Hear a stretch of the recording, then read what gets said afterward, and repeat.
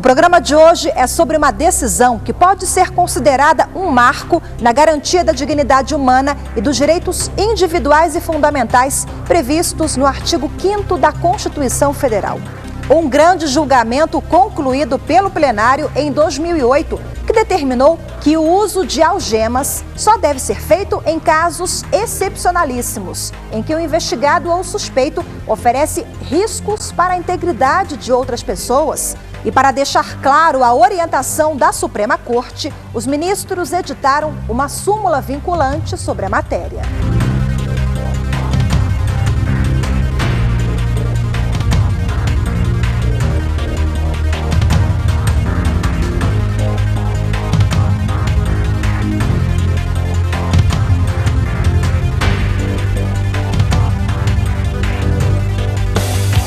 O uso de algemas no momento da prisão é um tema que sempre gera opiniões controvertidas. Eu não acho que deve ser utilizado em todos os casos. Nem todos os casos 100%, mas 90% eu acredito que sim. Casos de roubos, casos de furtos mesmo, enfim, esse caso que deve ser usado a algema. Mas afinal, quando o preso não oferece riscos, ele deve ser algemado mesmo no tribunal do júri, por exemplo, quando há policiamento ostensivo no momento em que é julgado? Nem todo mundo é culpado mesmo, é verdade. Tem que buscar primeiramente o acusado, né? Buscar ter provas também, né? Na minha opinião, tem que gemar na hora que estiver cometendo crime, sabe? E em operações da polícia, em que a pessoa é presa em casa, no trabalho, mesmo sem condenação da justiça, deve ser exposta a constrangimentos? Tem casos que não há necessidade, mas se você chega e vê que uma pessoa é pacífica, está em casa em determinado momento, aí você pega uma pessoa embriagada, nervosa, que quer sair digamos assim, no palco, tem que algemar. Acho que em caso de crimes hediondos é um exemplo, mas quando o crime não tem nenhum potencial ofensivo, eu acho que não deveria ser utilizado o uso da algema. Para o Supremo, algumas ações da polícia revelam o despreparo e violações claras aos direitos humanos.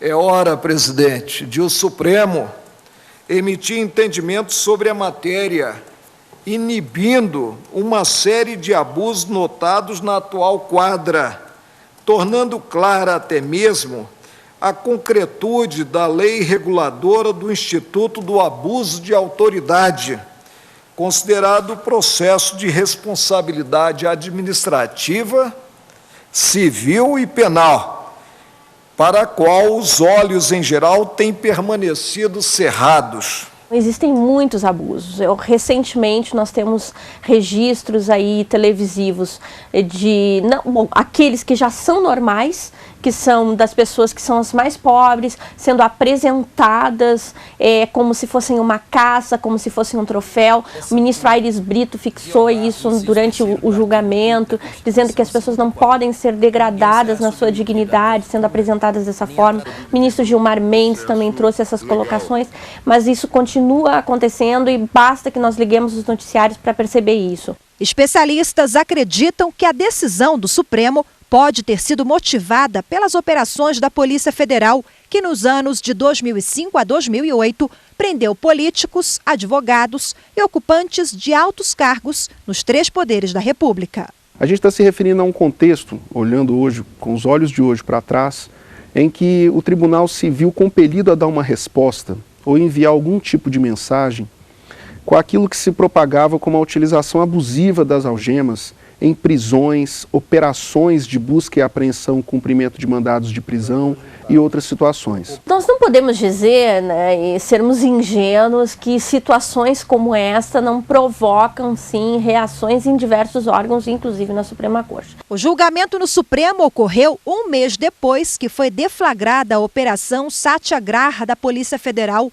Entre os presos por crimes financeiros estava o banqueiro Daniel Dantas. As cenas da operação chamaram a atenção da imprensa, mobilizaram a opinião pública e provocaram o debate sobre a real necessidade do uso de algemas nessas ações. Afronta a dignidade a utilização do uso de algemas numa operação, por exemplo, que venha coibir crimes contra a ordem tributária, como nós experimentamos naquele período.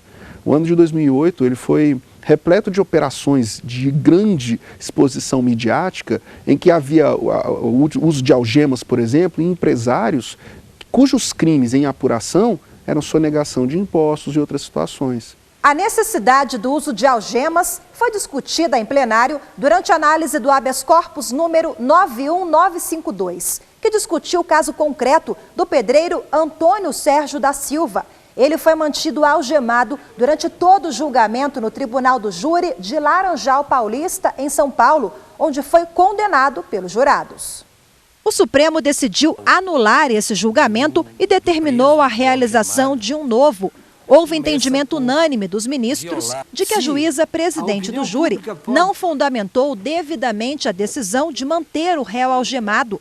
Para deixar claro o entendimento sobre o uso generalizado de algemas, o plenário editou a súmula vinculante número 11. Curiosamente, foi num julgamento que se referia à utilização do uso de algemas no tribunal do júri que o Supremo edita um enunciado de súmula vinculante que procura dar tratamento de modo integral à utilização das algemas no país. A súmula número 11 do Supremo diz que o acusado só pode ser algemado se resistir à prisão, se ameaçar ou agredir alguém e ainda se demonstrar a intenção de fugir. As algemas também podem ser usadas para garantir a integridade física do próprio preso. Se o policial achar necessário o uso das algemas em ações policiais, ele terá que justificar a sua opção por escrito. Segundo o entendimento, se um agente público usar as algemas indevidamente, poderá responder a processo criminal e cível na Justiça, além de processo administrativo. O uso irregular de algemas também pode levar à anulação da prisão e das investigações. Essa é uma questão muito interessante, porque foi algo objeto de discussão bastante prolongada entre os ministros e ministras da Suprema Corte. Ou seja, que houvesse uma responsabilização disciplinar, civil, penal de todos aqueles que utilizarem as algemas, que não em casos excepcionais. E que casos são esses? Os casos de resistência, um caso de possível fuga, um caso de possível agressão a terceiros ou até a si próprio. O recado do tribunal foi muito claro, ou seja, a utilização do uso de algemas deve se dar naqueles casos em que se revele necessário e ainda assim que seja formalizada uma decisão que aponte as razões pelas quais se enseja o uso da algema. E no próximo bloco, veja a argumentação do defensor público que fez a defesa do réu que foi mantido algemado durante todo o julgamento no Tribunal do Júri. Alguém algemado e ladeado por policiais provoca, evidentemente, quase a certeza de periculosidade. E ainda o voto do relator do processo, que foi acompanhado por todos os ministros do tribunal. Depreende-se a preocupação em resguardar a figura do preso. A ele é assegurado o respeito, a integridade física e moral. Não saia daí, eu volto já já.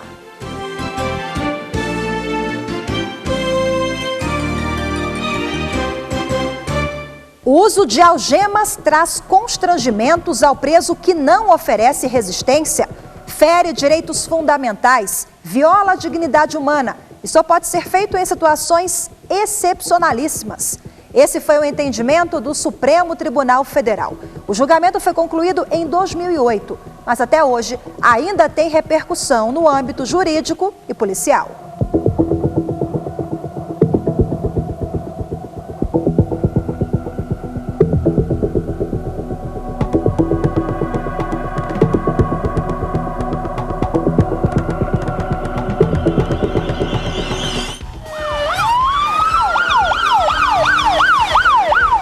Ainda hoje, em 2013, nós temos o hábito corriqueiro de ligar a televisão no início da noite e verificarmos aquela exposição de pessoas em delegacias e outras situações, quando a prisão se realiza, e máximo em pessoas pobres, pessoas que não gozam dos mesmos meios de se alcançar o aparato jurisdicional, como pessoas mais abastadas, infelizmente. Uma das questões que os ministros deixaram bastante claro é que é preciso analisar cada caso. Cada caso é um caso, você não tem como generalizar.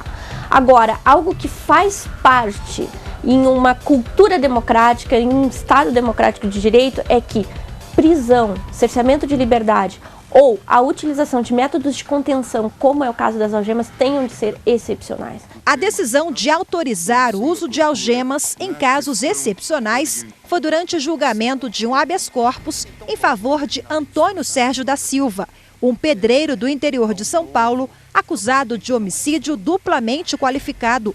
Ele foi mantido com as algemas durante todo o julgamento no tribunal do júri, o que para a defesa pode ter influenciado os jurados. Senhor presidente, num plenário do júri, alguém algemado e ladeado por policiais provoca, evidentemente, quase a certeza de periculosidade, principalmente quando o magistrado determina que esse acusado permaneça algemado. Então, o que era a probabilidade para o jurado se torna certeza absoluta. O relator do processo, o ministro Marco Aurélio, ressaltou que o uso das algemas sem necessidade, no caso concreto do réu que foi mantido algemado durante todo o julgamento no tribunal do júri em Laranjal Paulista, acabou influenciando os jurados a terem uma impressão errada do réu. O ministro também ponderou durante o voto que a falta de uma lei clara sobre o assunto não autoriza o abuso de autoridade.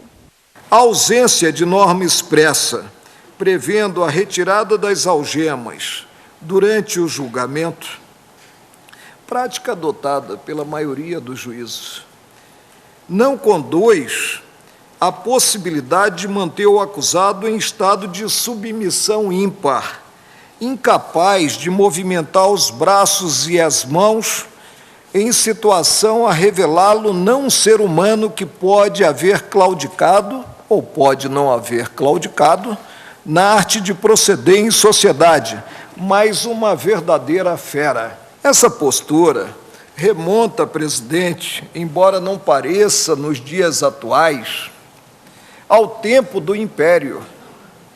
Dom Pedro, quando ainda príncipe regente, e o nosso historiador não está presente, então eu me sinto mais à vontade em vincular dados históricos, o ministro Celso de Mello, né?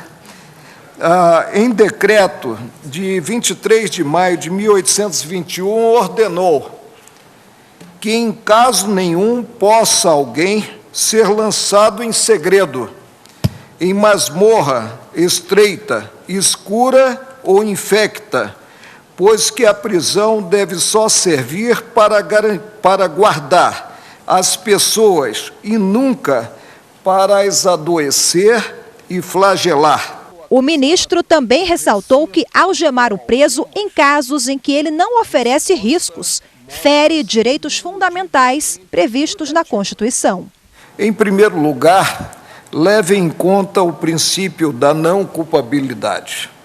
É certo que foi submetida ao veredito dos jurados pessoa acusada da prática de crime doloso contra a vida, mas que merecia o tratamento devido aos humanos, aos que vivem em um Estado democrático de direito.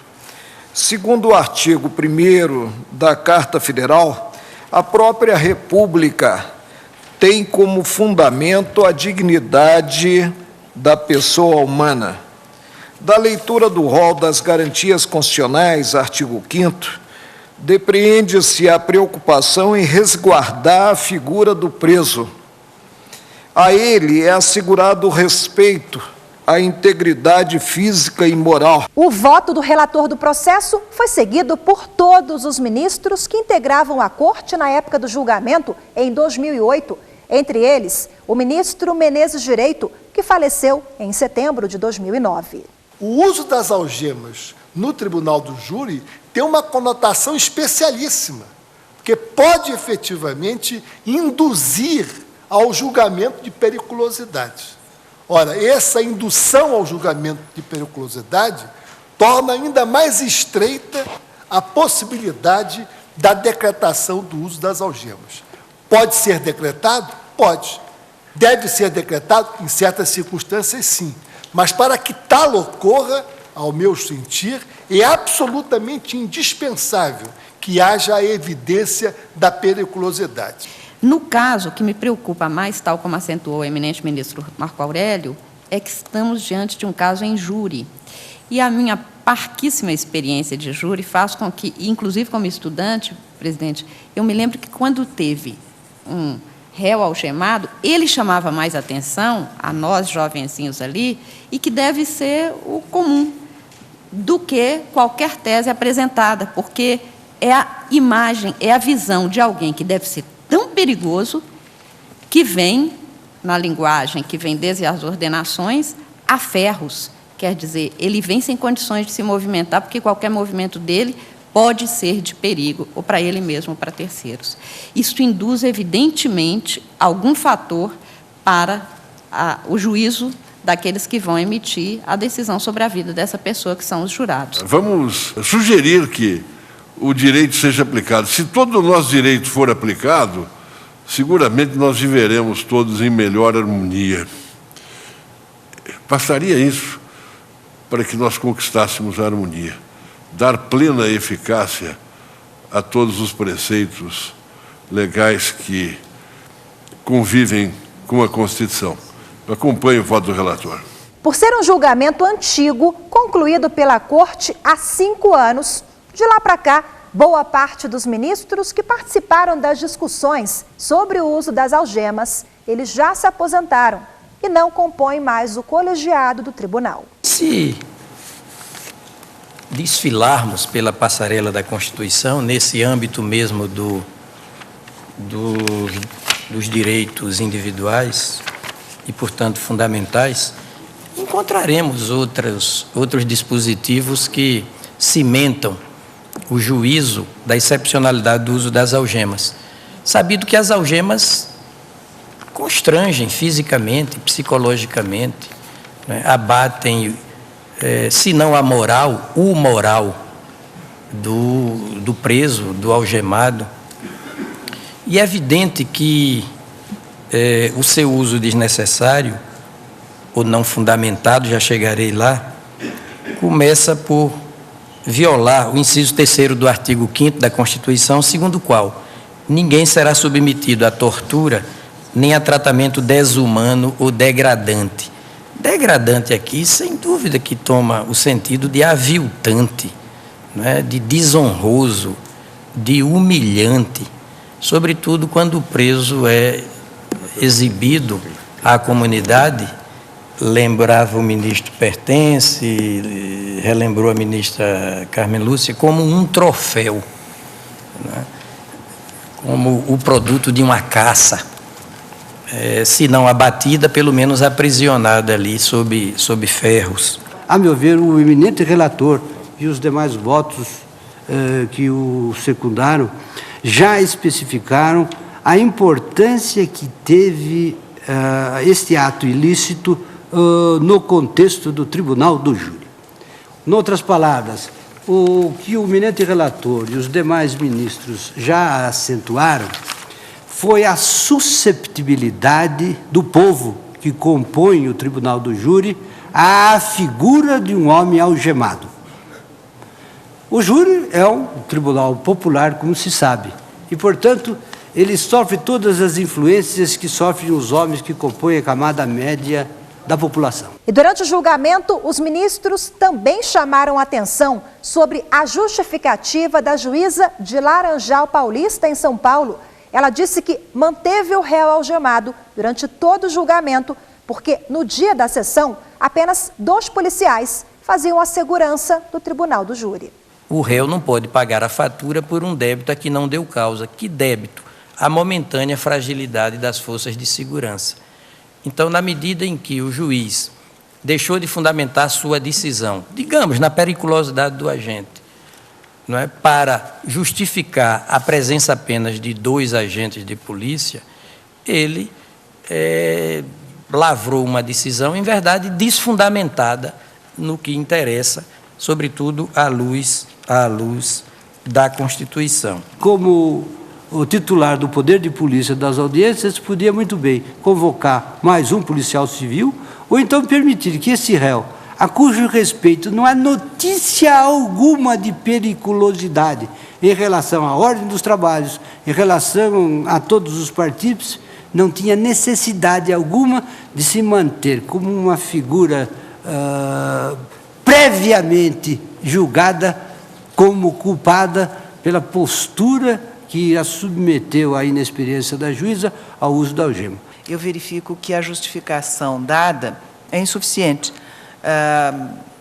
Considerar que havia pouca segurança no fórum pela presença de apenas 2 policiais é alguma coisa que aqui o acusado não deu causa, como bem assinalou o ministro Carlos Brito, e que pode ser facilmente remediada.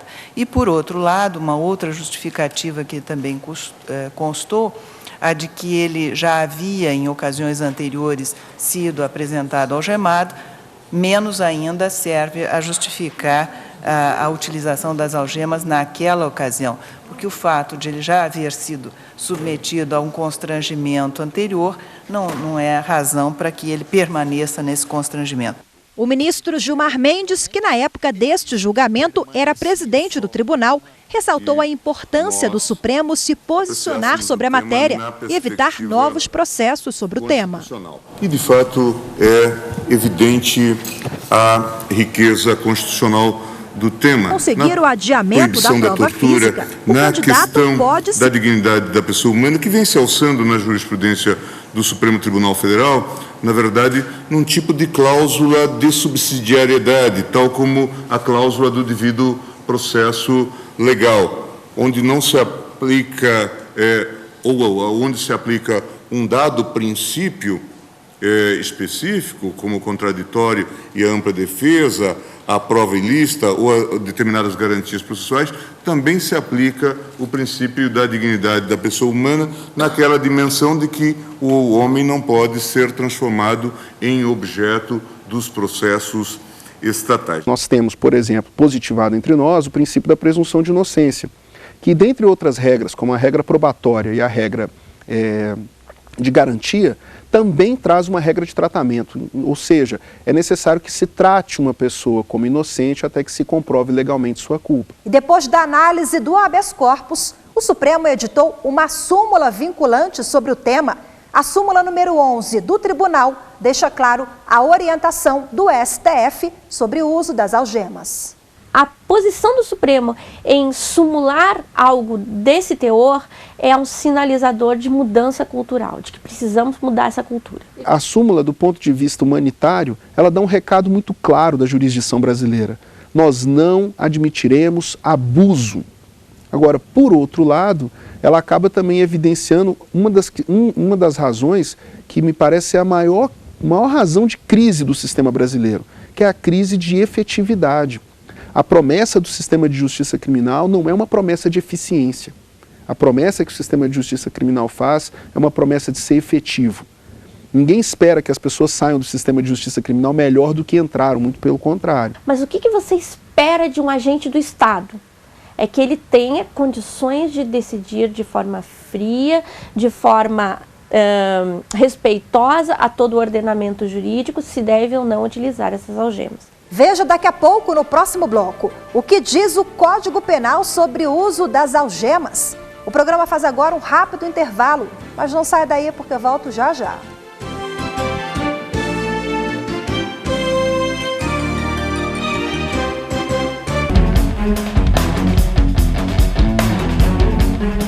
O uso das algemas apenas em casos excepcionais e justificados.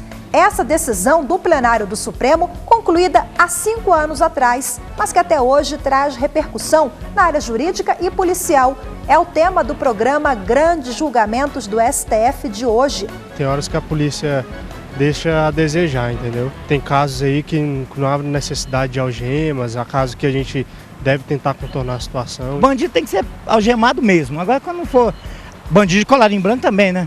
Depende do grau da periculosidade que é a pessoa presa. Eu creio que é isso, né? Se é um bandido, um marginal, isso sim tem que ser preso. Mas um homem, não sei se é de bem, mas se está indo preso, mas a índole dele não é de um marginal, de um bandido, não há necessidade de ser algemado. Na verdade, a utilização do uso de algemas de uma forma indiscriminada e não criteriosa faz parte de uma cultura policialesca, de uma cultura repressiva, de uma cultura que precisa ser modificada. Para garantir que a medida seja cumprida por outras instâncias do Poder Judiciário e para evitar abusos, O plenário do Supremo editou uma súmula vinculante sobre o assunto. A importância da súmula é a sinalização que ela traz, ou seja, de dizer que a Suprema Corte do nosso país está atenta para casos de abusos que ocorrem com a utilização desse instrumento de contenção do preso, né? Antes da súmula, nós tínhamos uma portaria do Ministério da Justiça que mencionava a utilização das súmulas pelas forças policiais.